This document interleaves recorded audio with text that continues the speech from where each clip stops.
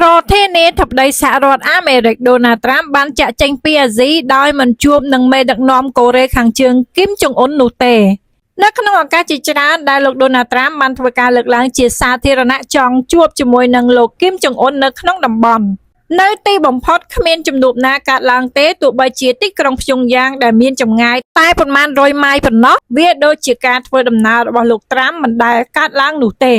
មិនមានចំណងជើងសារព័ត៌មានណាដែលបានរាយការណ៍តាមទូរទស្សន៍ឬក៏សារព័ត៌មានអំពីជំនួបរបស់លោកដូណាល់ត្រាំជាមួយនឹងមេដឹកនាំកូរ៉េខាងជើងគីមចុងអ៊ុននោះឡើយគ្មានការលើកឡើងពីការជួបរបស់ប្រធានាធិបតីសហរដ្ឋអាមេរិកជាមួយនឹងលោកគីមចុងអ៊ុនដើម្បីពិភាក្សាអំពីការនាំសន្តិភាពដល់ឧបទ្វីបកូរ៉េឡើយសូម្បីតែការចូលរួមរបស់លោកដូណាល់ត្រាំនៅទ្វីបអាស៊ីថ្មីៗនេះហើយការរំពឹងទុកគឺបានផ្ទុះឡើងអំពីការជួបជុំគ្នារវាងមេដឹកនាំទាំងពីរក៏ដោយក៏មិនមានជំនួបនេះផ្ទុយទៅវិញកូរ៉េខាងជើងបានបាញ់សាកល្បងមីស៊ីលឆ្លងកាត់នៅភាគខាងលិចឧបទ្វីបកូរ៉េមុនដំណើរទស្សនកិច្ចរបស់លោកដូណាល់ត្រាំ